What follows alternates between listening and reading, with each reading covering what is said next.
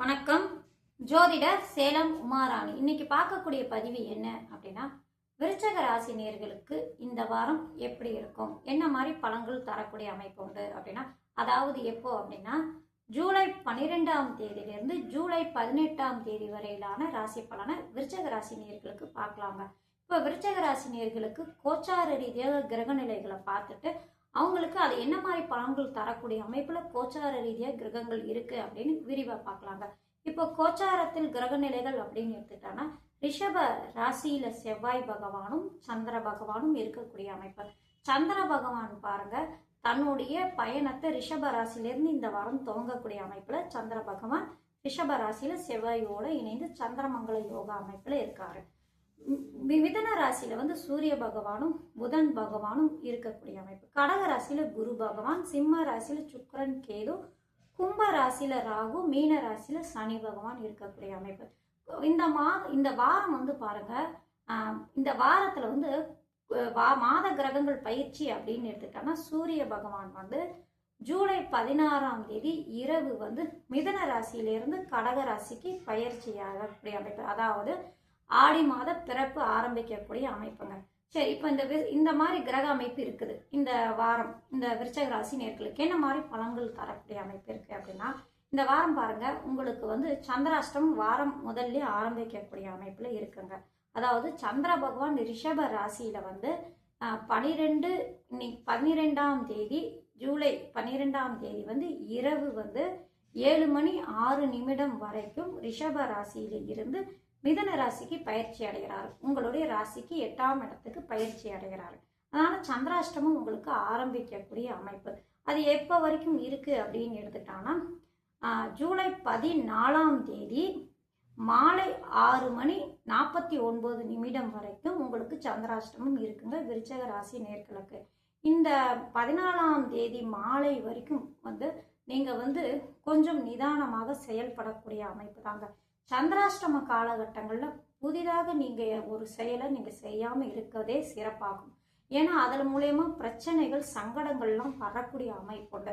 வெளி தூரம் போகணும், வெளி இடத்துக்கு போகணும், இந்த மாதிரி பயணம், வெகு தூர பயணம்ங்கிற மாதிரி விஷயத்தெல்லாம் இந்த சந்திராஷ்டம காலகட்டங்களை கொஞ்சம் நிறுத்தி வைங்க. சந்திராஷ்டமம் முடிஞ்சதுக்கு அப்புறம் நீங்க புதிய முயற்சி, வெளியே போறது வர்றது இது எல்லாமே நீங்க ஆரம்பிக்கலாம். ஏன்னா சந்திராஷ்டம காலகட்டங்களில் அதுல ஒரு தடை ஏற்படுத்தலாம், சங்கடங்கள் ஏற்படுத்தலாம். அடுத்தது நீங்க ஒரு வாட்டி போறது இன்னொரு திருப்பி அந்த செயல்களை செய்யக்கூடிய அலைச்சல் கொடுக்கக்கூடிய அமைப்பு, இந்த மாதிரிலாம் தரக்கூடிய அமைப்பு இருக்கிறதுனால எங்கள் சந்திராஷ்டம காலகட்டத்துல இந்த விஷயத்துல கொஞ்சம் நின்று நிதானமா செயல்படக்கூடிய அமைப்பு. அதே போல ஒரு பெரிய மனிதர்களை பார்க்கணும், ஒரு முக்கியமான விஷயத்துக்கு தொழில் விஷயமா ஒரு இடத்துல போகணும், ஒரு இடத்துல ஒருத்தரை பார்க்கணும், அல்லது கவர்மெண்ட் ஜாப் விஷயமா நான் ஒரு இடத்துல பார்க்கணும், அல்லது வேலை விஷயமா பார்க்கணும், அல்லது சொந்த விஷயமா யாரையாவது, சொந்த தொழில் விஷயமா யாரையாவது பார்க்கணும், இந்த மாதிரி புதிய முயற்சிகள் எடுக்கணும். இந்த மாதிரி எல்லாம் நீங்க ஏதாவது ஒரு செயலை செய்யணும் அப்படின்னு நீங்க நினைச்சீங்கன்னா, இந்த சந்திராஷ்டம காலம் முடிஞ்சதுக்கு அப்புறம் நீங்க பாருங்க, அது எல்லாம் தடையில்லாம மலமல நடந்துகிட்டு போயிட்டு இருக்கக்கூடிய அமைப்பாக இருக்குங்க. சரி, இந்த சந்திராஷ்டம காலத்துல ஏதாவது செஞ்சா பெரிய பிரச்சனை வந்துடுமா, பெரிய பாதிப்பு ஏற்படுத்திடுமா அப்படிலாம் கிடையாதுங்க. சந்திராஷ்டம காலகட்டங்கள்ல மனதில் மனோகாரகர் இல்லைங்களா, உங்களுடைய ராசிக்கு 8ஆம் இடத்துக்கு போறதுனால அங்க ஒரு பிரச்சனையை தரக்கூடிய அமைப்பு, அதன் மூலயமா மனம் அமைதி கிடக்கூடிய அமைப்பு, சங்கடங்கள் வரக்கூடிய அமைப்பு, இந்த மாதிரி எல்லாம் மன போராட்டங்கள், ஒரு இதுல இல்ல, நான் ஒரு மாதிரியா ஒரு சிந்தனை இல்லாம இருக்கேன் அப்படின்லாம் சொல்லுவாங்களே, அந்த மாதிரி மாற்றங்கள் எல்லாம் ஏற்படுத்தக்கூடிய சூழ்நிலை எல்லாம் இருக்கிறதுனாலதான் நான் சொன்னேன். இப்போ ரொம்ப பெருசா பாதிப்பு ஏற்படுத்திடுமா அப்படின்னா, ஒரு சிலருக்கு பாதிப்பு கொடுக்கும், ஆனா ஒரு சிலருக்கு பாதிப்பு குறைவாக இருக்கக்கூடிய அமைப்பெல்லாம் இருக்கு.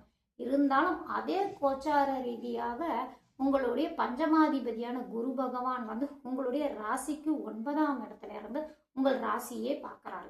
இப்ப அஷ்டமத்து அதாவது அஷ்டமத்துக்கு சந்திரன் போனாலும் 9ஆம் இடத்துல இருந்து குரு பகவான் உங்கள் ராசியை பார்க்கறதுனால கொஞ்சம் நிம்மதியான சூழ்நிலை, எவ்வளவு கஷ்டங்கள் சங்கடங்கள் வந்தாலும் அதுல இருந்து ஒரு நல்லது நடக்கக்கூடிய சூழ்நிலையும் உருவாக்கக்கூடிய அமைப்பெல்லாம் இருக்குங்க. சரிங்களா, குரு பார்வை கோடி நன்மையை தரக்கூடிய அமைப்பு இருக்கு அப்படின்னா ரொம்ப பெருசா பிரச்சனை எல்லாம் போகாது. இருந்தாலும் நாம ஒரு முன்னுசாரா ஜாக்கிரதையா இருக்கிறதுனால ஒன்றும் தப்பு இல்லைங்களா. வேலை விஷயமா, சொந்த தொழில் விஷயமா, அல்லது முக்கியமா ஒரு பெரிய மனசுல பாக்குறோம், இந்த மாதிரி விஷயத்துக்கெல்லாம் கொஞ்சம் சந்திராஷ்டம காலம் முடிஞ்சதுக்கு அப்புறம் நீங்க செஞ்சீங்க அப்படின்னா நல்ல செயல், அந்த செயல் நல்லபடியா உங்களுக்கு நடக்கக்கூடிய அமைப்பெல்லாம் இருக்கும். சரி, உங்களுடைய ராசிநாதன் வந்து உங்களுடைய ராசியை பார்க்கக்கூடிய அமைப்பு இருக்கிறதுனால நினைத்த காரியம் நடக்கக்கூடிய அமைப்புங்க. செவ்வாய் அப்படிங்கிற போர் குணம் கொண்டவர், செயல் வீரர் அப்படிங்கிறதுனால நீங்க ஒரு செயல் செய்யணும்னு முடிவு எடுத்துட்டாலும் கரெக்டா அதை செயலை செஞ்சு முடிச்சிடுவீங்க. சரிங்களா? இருந்தாலும் அதுல கொஞ்சம் நிதானம் தேவை. எதா இருந்தாலும் டக்குன்னு கோவப்படாதீங்க. நிதானமா சிந்திச்சு செயல்படுங்க. அதுவே உங்களுக்கு பிரச்சனைகள் தரக்கூடிய அமைப்பெல்லாம் இருக்கும். உங்களுடைய ராசிநாதன் 7ஆம் இடத்துல இருந்து ராசியை பார்க்கறது மாதிரி 2ஆம் இடத்தையும் பார்க்கறாரு, வாக்குஸ்தானத்தையும் பார்க்கறதுனால பேச்சுல கொஞ்சம் நிதானம் இருக்கணும். படப்படன்னு பேசாதீங்க. டக்குன்னு பேசுறதுக்கு முன்னாடி நம்ம என்ன பேசுறோம் அப்படின்னு செயலாய் சிந்திச்சு கொஞ்சம் பேசக்கூடிய அமைப்புல இருங்க. நான் அது மூலயமா பிரச்சனைகளும் காத்துட்டு இருக்கு உங்களுக்கு. அதனால நான் சொல்றேன், இந்த சந்திராஷ்டம காலகட்டத்திலும் சேர்த்தியே சொல்றேன். சரிங்களா? விருச்சக ராசிக்கு பொறுத்த வரைக்கும் இந்த மாதம், அதாவது இந்த வாரம் வந்து ஆரம்பத்துல கொஞ்சம் சந்திராஷ்டம காலகட்டங்கள்ல கொஞ்சம் நிதானமா செயல்படுங்க. சந்திராஷ்டமம் முடிஞ்சதுக்கு அப்புறம் நீங்க நினைச்சதெல்லாம் கைகூடி வரக்கூடிய அமைப்பிலே விருச்சக ராசி நேயர்களுக்கு இருக்குங்க. இந்த வாரம் சிறப்பான வாரமாகவும் நல்ல பொருளாதாரத்துல வளர்ச்சி அடைகிறது, வெளியூர் வெளிப்பயணத்தினால ஆதாயம் கிடைக்கக்கூடிய அமைப்பு, இது மாதிரிலாம் சிறப்பான பலன்கள்லாம் நல்ல பலன்கள் நடக்கக்கூடிய அமைப்புல கோச்சார ரீதியாக இருக்குங்க. உங்கள் ராசியை குரு பார்க்கிறாரு, அவர் பஞ்சமாதிபதி பாக்கியஸ்தானத்துல இருந்து பார்க்கக்கூடிய அமைப்பு.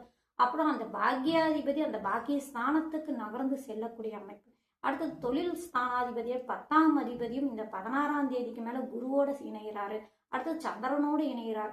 இந்த அமைப்பு எல்லாமே கோச்சார ரீதியாக உங்களுக்கு சொந்த தொழில வளர்ச்சி அடைகிற மாதிரி இருக்கு, முன்னேற்றம் அடைகிற மாதிரி இருக்கு, எடுக்கக்கூடிய செயல்கள் எல்லாம் வெற்றி அடைகிற மாதிரி இருக்கு. இந்த மாதிரி சிறப்பான பலன்களே இந்த வாரம் துவங்கக்கூடிய அமைப்பிலே இந்த வாரம் உங்களுக்கு இருக்குங்க. சரிங்களா? நன்றி, வணக்கம்.